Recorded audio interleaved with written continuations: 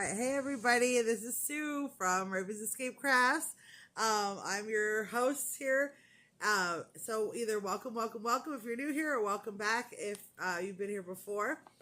Thought I'd make a little video today. So those of you that followed heard my story from last week, and so today I don't have a helper, so because I had to fire her because she called in sick, and I finally told them that she wasn't really doing anything anyway, so I'm by myself so I can make a video. This is way more exciting than it should.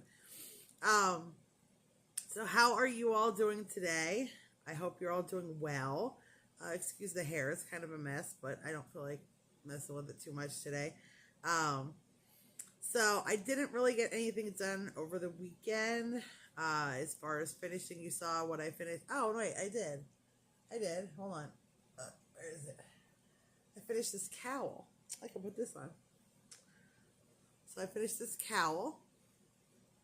It's in the same colors as the hat and scarf set that you saw last week. This is super, and it does, you can flip it around. I'm just going to wear it like this for now, though. You can put it around like for if it's cold. But I thought this was cute.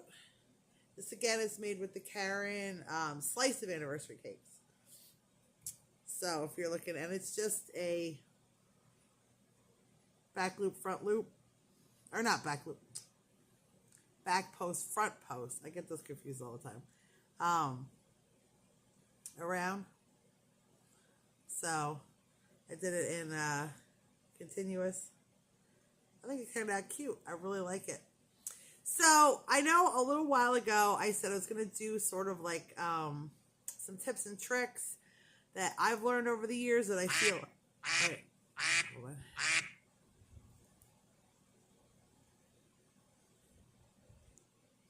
Alright, sorry about that. I got a phone call from the caregiver place.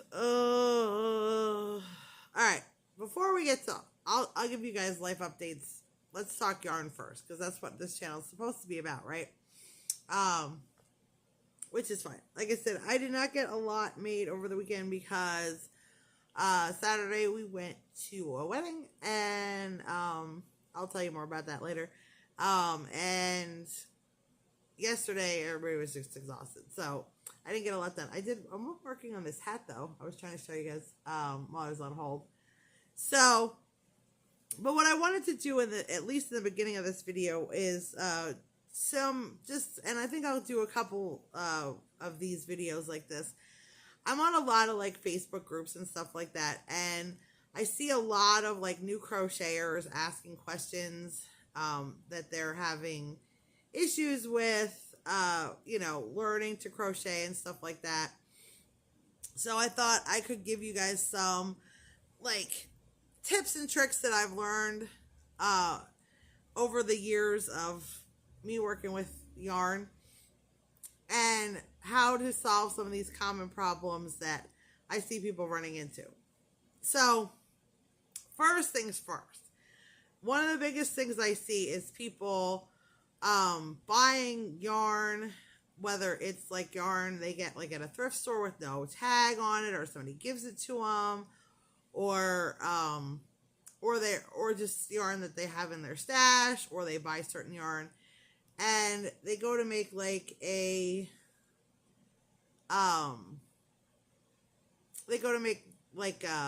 a blanket or something and don't have nearly enough yarn for it. My biggest advice with that is, like, make sure you know how much yarn you're going to need before you make a project. I generally make sure I have more than enough yarn for what I'm going to do, or I know how I can make it last. Like, if you have, like, say, a skein of yarn, a couple skeins of yarn that you really love and you don't think you're going to have enough for an entire blanket, you can look up online. There's a lot of calculators that tell you like what weight yarn you have and how big of a blanket it'll make. But now what you have to be careful with is your kind of stitching. So if you're making like because certain stitches are yarn eaters, okay? And you also have to make sure that what you're looking at is for crochet and not knitting, because knitting you can get a lot more coverage out of a less amount of yarn. So like yarn goes a lot further when you're knitting. Crochet takes up more yarn. But then also, depending on your stitch, like a single crochet takes more yarn than a double crochet or a treble crochet. A waffle stitch is a yarn eater. Crocodile stitch is a huge yarn eater. You know, so if you think, like, if you look at a chart that says, like, you need 2,500 yards to make a twin size blanket or whatever it is, you're going to need a whole lot more than that if you're going to do a waffle stitch. If you're going to do like this, like a front post, back post, these are yarn eaters because it makes a thicker fabric. A thermal stitch eats tons of yarn. Now, these are all things that are going to make a thicker, like a waffle stitch makes a much thicker blanket. Front post, back post makes a much thicker garment or blanket. Thermal stitch makes a double layered, you know what I mean? So these are like, it depends what you're going for. If you want a nice heavy blanket, thick blanket, of course, if you're doing something, you want a lighter weight blanket, there's a lot of more like lacy, holey stitches that you can get a lot further with your yarn. It just depends what you want. So always be aware of that. Sorry. And make sure you have enough before you start. That is my big thing. Like, I never, and this is just me personally, I worry about running out of stuff. I never assume I'm going to be able to go to the store and get more, because things get discontinued all the time. Maybe it's because I'm Gen X and they canceled, like, you know, I grew up where, like, there was VHS and Beta, and then Beta went away, and all those people with Beta players, they were useless. Same for, you know, I had cassettes forever, and then all of a sudden everything turned into CDs, and then everything went digital. You know, things go away, and you can't get them again. Like, you know, your favorite pair of jeans, if you find a favorite pair of jeans, you buy like as many as you can, because Lord knows they're not going to keep making them. You know, that's how I always assume everything. So that's how I am with yarn.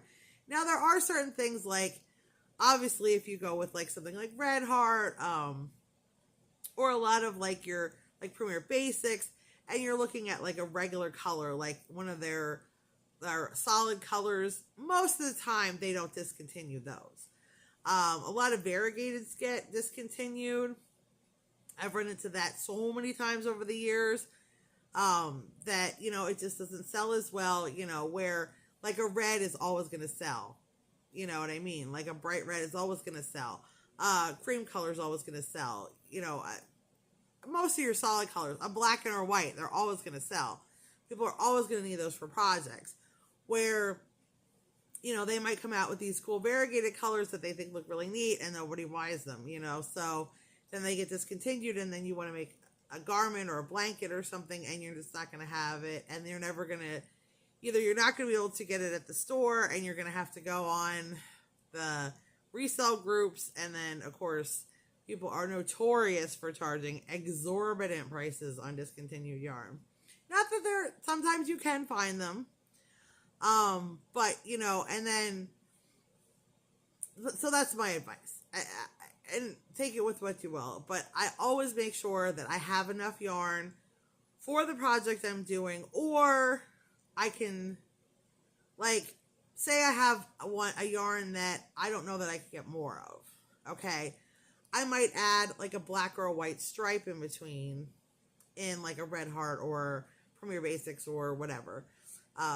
It would have been Big Twist's value. And Big Twist value is still one of my favorites. Because I know if I always have black and white on hand. I know I can get more regardless. Most of the time especially if you're doing stripes, dye-lot is not going to matter as much, because you're not going from one skein right to the next where you're going to see that color change, like if it's slightly off. So, you know, you could do that, or always make sure you have something prepared to do the border if you run out. You know what I mean? You can always add a border to everything, you know, especially a blanket. So So that's one thing I see a lot. Like people start a project that's going to need 10 skeins, they buy 2, assuming they're going to be able to go back and get more. Of course, this project, you started, it goes on for 6 months, or you don't start it for 6 months, and now you go back and like, oh no, this yarn's gone. I see that all the time. And so what I do personally, like say I bought like 3 skeins of something and thinking like, oh, this would make a nice blanket, let's just say. And then I go to make it and I realize like, this is not going to be enough for a blanket. I'll just find something else to make with it. There's millions of things out there. There's millions of patterns. Find something smaller. Most yarns can be used for a scarf, hats, whether amigurumis, there's tons and tons and tons, pillows,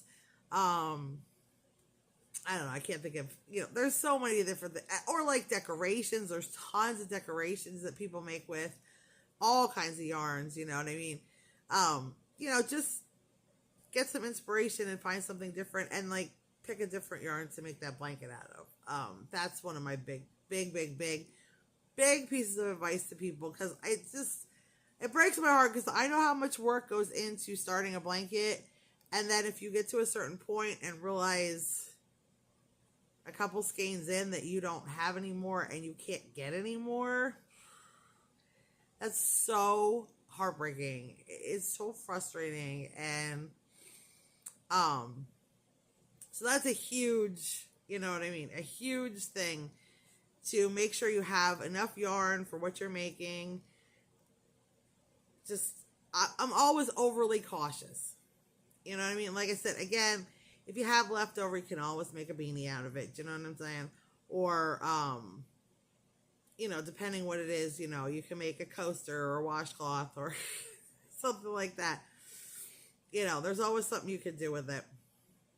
So, yeah, that's one of my big things I see on Facebook all the time, is like, oh my God, I'm running out of this yarn. Another thing is mistakes. Like I said, I have a lot of stuff. I have a lot of advice. My thing, I don't know that I've ever made anything that doesn't have a mistake in it. Now, if it's a glaring mistake, you know what I mean? If it's something where you look at it and you're like, ooh.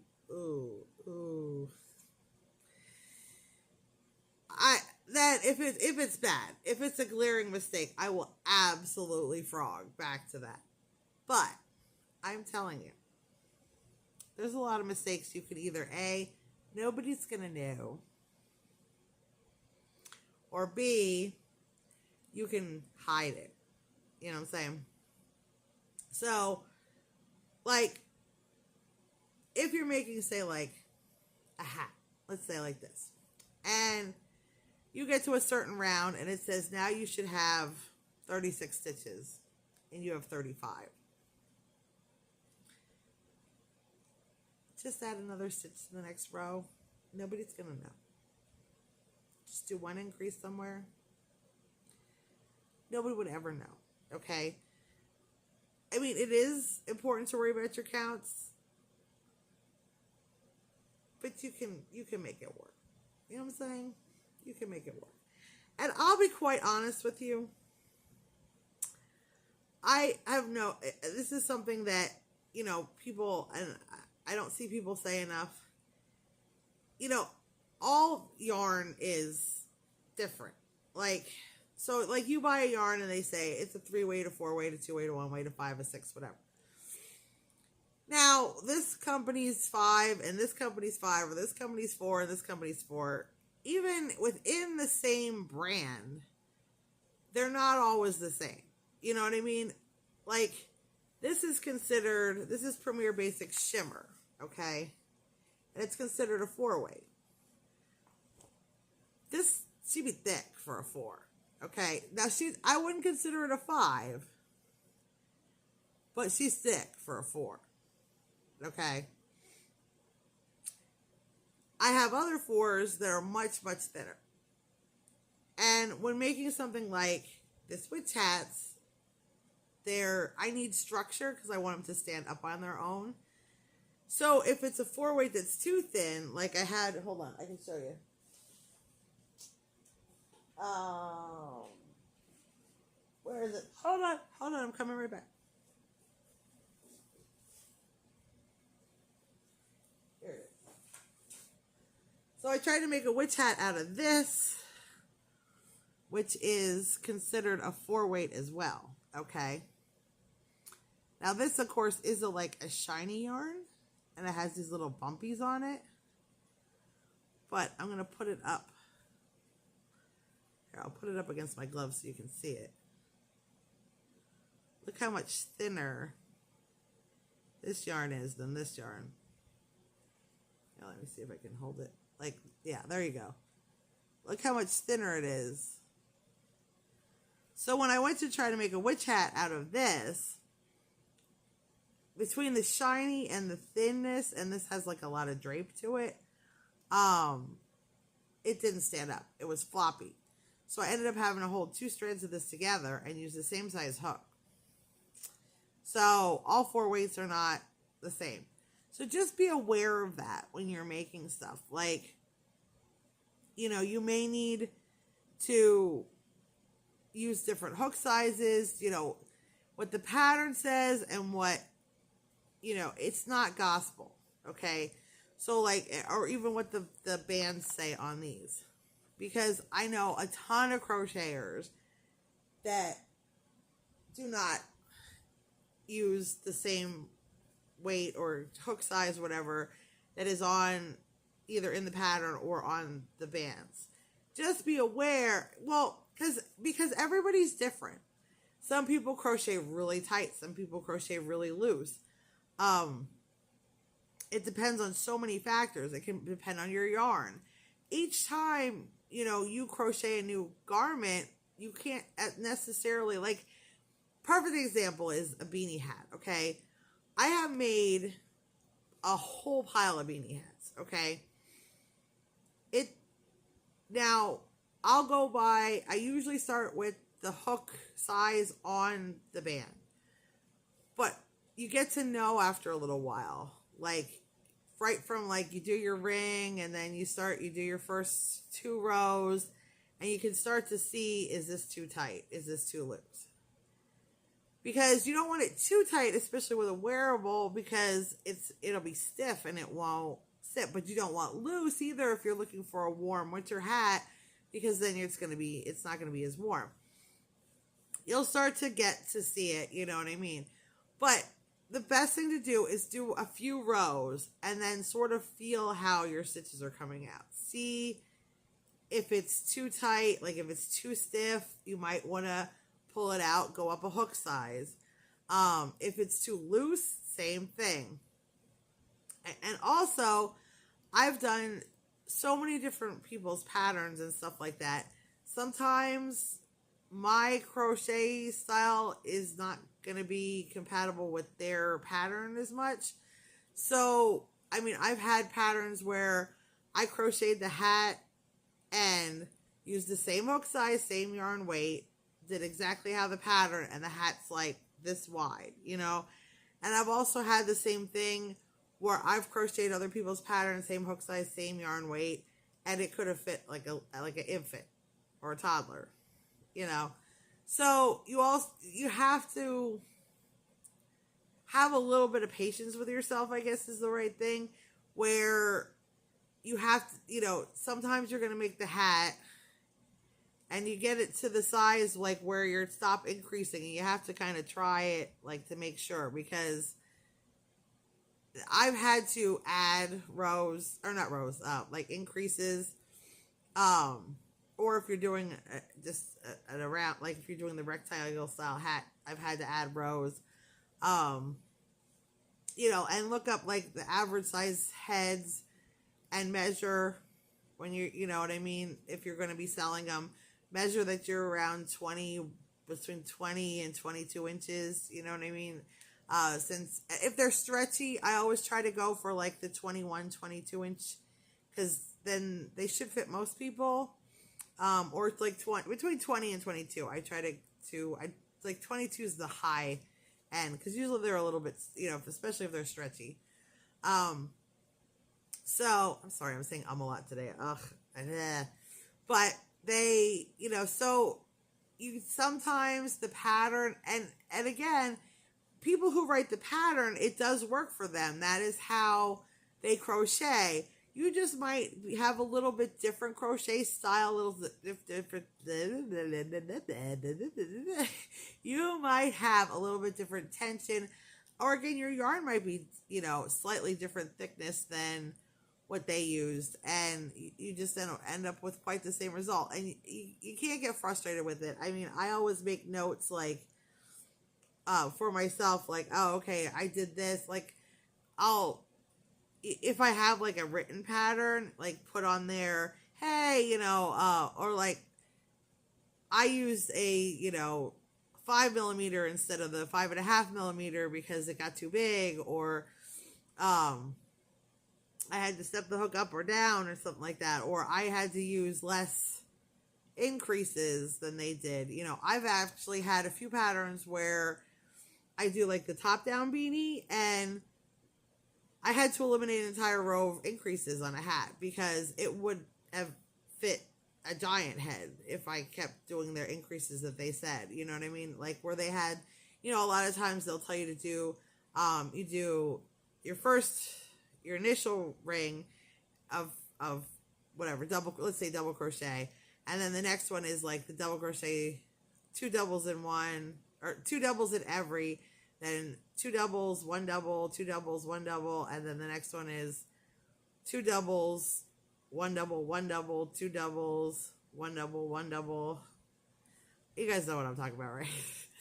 And then you keep like increasing your singles between the doubles. I've had to take 1 to 2 rows of increases out because it would have just been like, it would have fit only like a giant head. So just if you make a pattern, my advice is, if you make a pattern, if you get a pattern and you make it and it does not turn out the size or the look that you were hoping for, don't get discouraged. Okay? Because that does not mean you did anything wrong. It just means that you and the pattern designer have different crochet styles, shall we say. So don't get discouraged. I know it's frustrating, especially when you're a beginner and things are slow, like when you're not as fast. Now I'm at the point where, like, if I see a mistake 10 rows back, I'm like, whatever, and I'll be back to it in no time.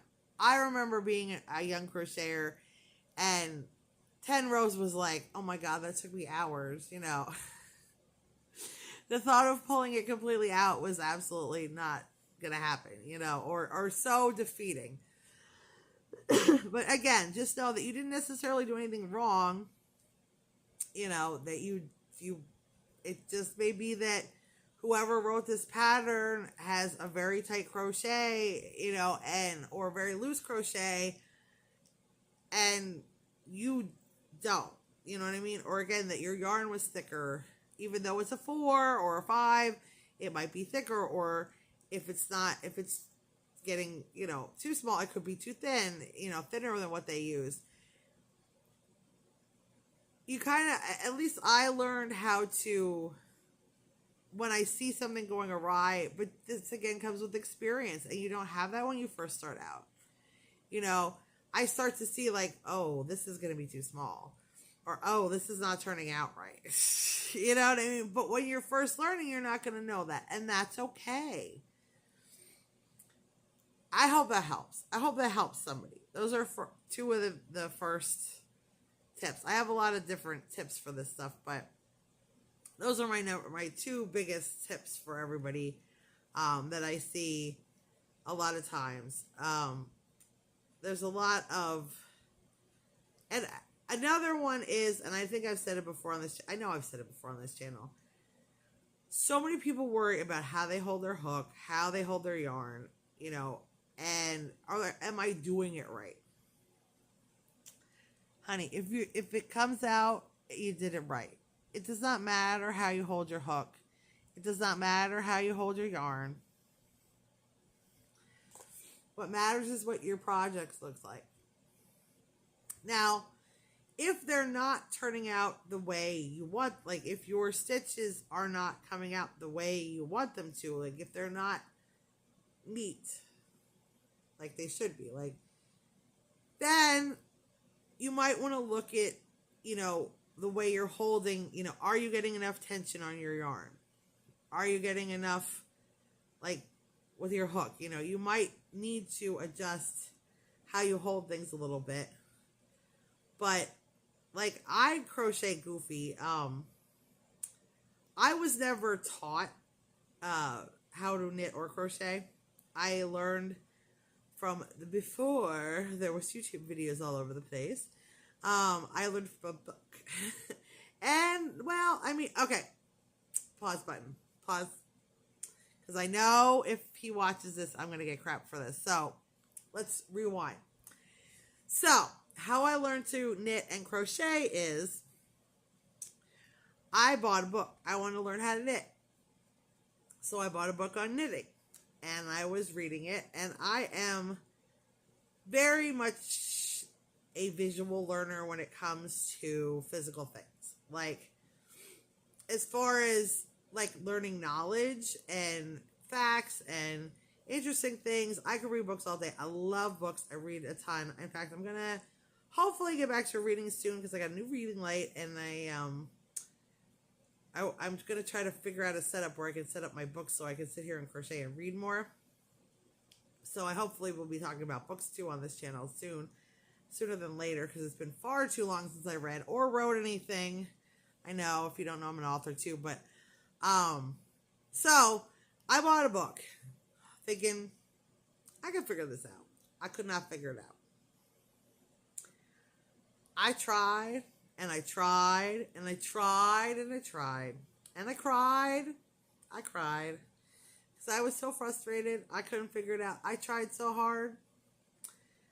So my wonderful husband saw me getting frustrated and said, let me see. And he went through the book and he was like, oh, I think I understand it. And this is what you're doing wrong.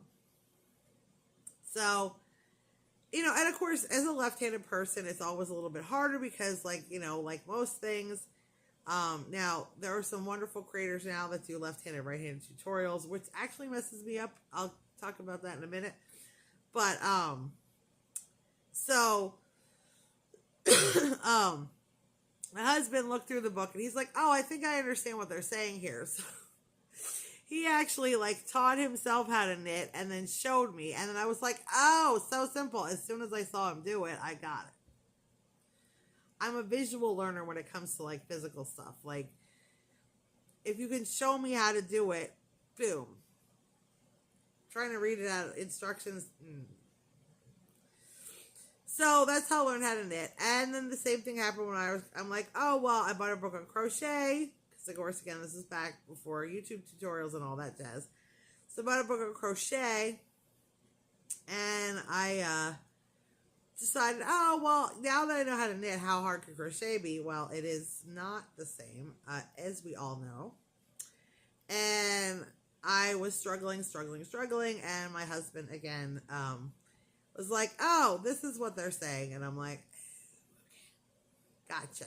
And then I went on from there. So, yes, I give credit to my husband. I did not learn to knit and crochet on my own. He sucked. But I did not have someone with experience, I guess, was what I was getting at.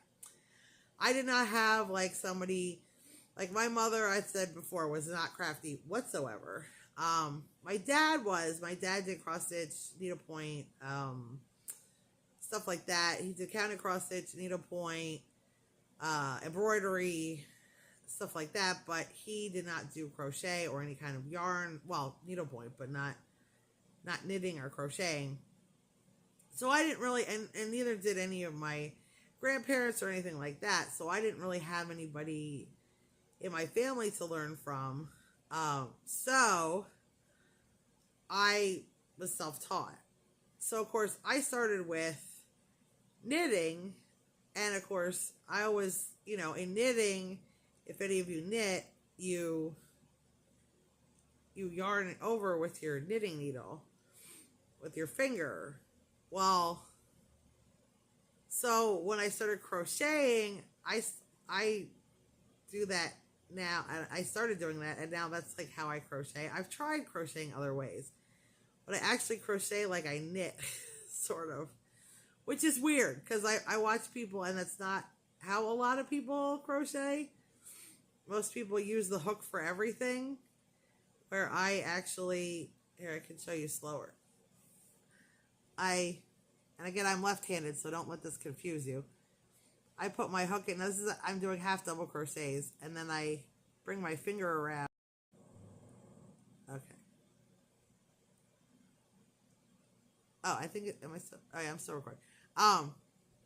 Sorry, just did a thing. So, I put my thing through, and then I bring my yarn over, which I know a lot of people grab it. I don't do that. I crochet like, sort of like a half crochet, half knit type of deal. So it's not how I watch these people do these like pencil grips, and they're just woo, you know, they're just woo. And I mean, I'm pretty fast, but I'm not. I do it different than other people. But guess what? I make beautiful things, and it all turns out the same as everybody else's. So, you know, whatever's comfortable for you. I mean, I think that's the big thing too. Like I've seen so many people try to do, like, okay, so I've had office jobs and stuff most of my life, and I worked in cooking and the different things. So I know I have limitations with my hands with like carpal tunnel and stuff. If I do too much, it acts up.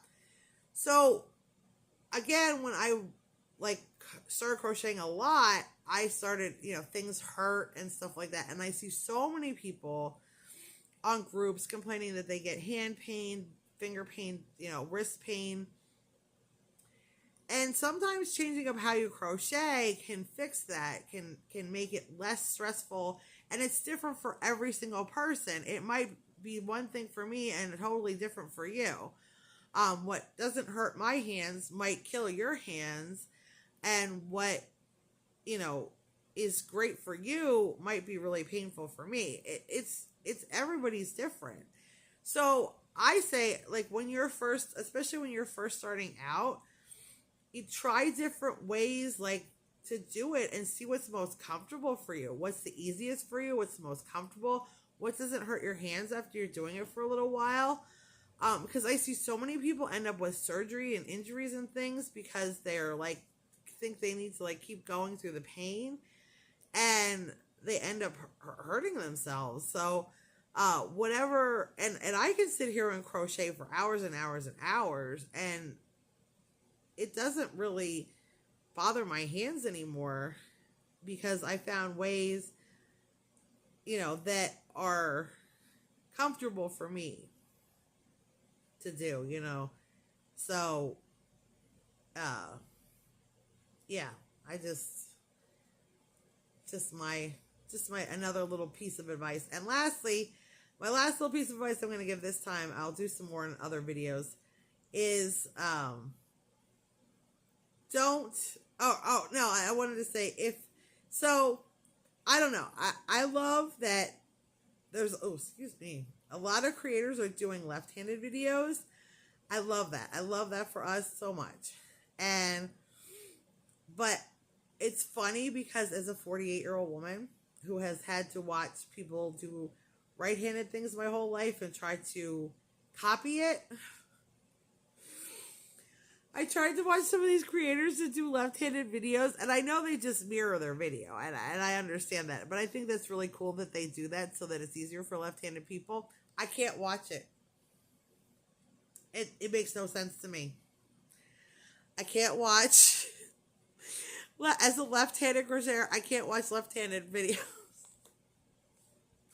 And I feel bad because I know, like, some of the creators said, I've seen have said that they make the left-handed videos and they don't get near the views. And I wonder if some of that is because there's people like me who are older and have spent so much of their life having to mimic right-handed people. So we automatically, in our head, switch everything around. So, because I tried watching it, like Juan the Yard Addict was one of the first ones that I saw that was doing it. He had the left-handed and right-handed versions. I thought, oh my God, that's so cool. So cool that I could do it left-handed now. So I watched the video. I got about halfway through the hat and I'm like, this isn't right. What am I doing wrong? And I realized I'm doing it backwards because I'm watching them doing it left-handed and switching it around in my head. Yeah, so that's just another, in case you are left-handed, and you found yourself having trouble watching left-handed videos. I can't do it. I have to watch right-handed videos because I'm automatically in here swapping everything around already. I had no clue. I didn't even realize I did it until I tried watching a left-handed video and I couldn't deal with it. So, yeah, this is the trials and tribulations of being a left-hander, right? Yeah, so I've gone on a lot today. I think I'll save most of I have a couple stories about my weekend, and I'll update you guys because I said this morning I called my caregiver that I was telling you about on Friday. I think it was on Friday. Well, she called in sick today, so I told them that I didn't really want her to come back because she doesn't do anything. So they were like, oh, no problem. Well, now they just called me while I was recording before this, so I had to pause, and told me like, well, she's very new. We'd really like you to try to train her. I'm like, but she doesn't do anything. And she's scared of my husband and kids. Like, so I don't know what's going to happen.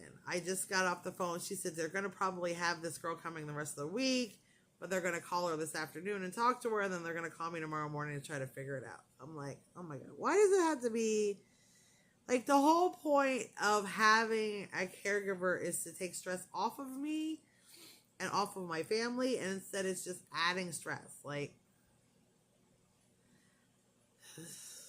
it's like, it's not helping me. It's not helping me if I have to deal with all this all the time. You know what I mean? Ugh, why can't anything be easy?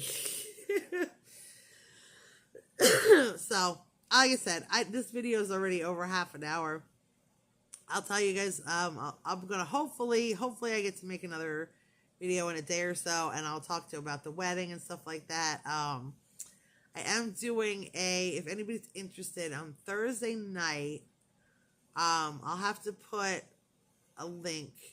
Thursday night, we're going live on the Hinton Star Wars family. I'll see if I can put a link in the description. The Hinton Star Wars family podcast it's their channel. We're going to do a live reading, a whole bunch of us, of, I know this is backwards, but of The Empire Striketh Back. It's a Star Wars. This person wrote the Star Wars movies into a William Shakespeare style play, and a bunch of us are going to get together and are going to read the first act live on YouTube. This should be an absolute hilarious mess because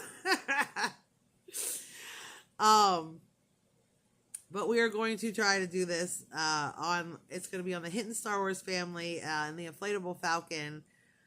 They do a podcast every week called the Inflatable Falcon that my husband and I watch. It's all Star Wars based, and it's actually the one guy that my husband does his podcast with on YouTube, which is Bounding Hunting Across the Galaxy with Todd and Ken. So Ken, him and another guy, Mike, do a podcast every Wednesday night live on YouTube, which is called The Inflatable Falcon.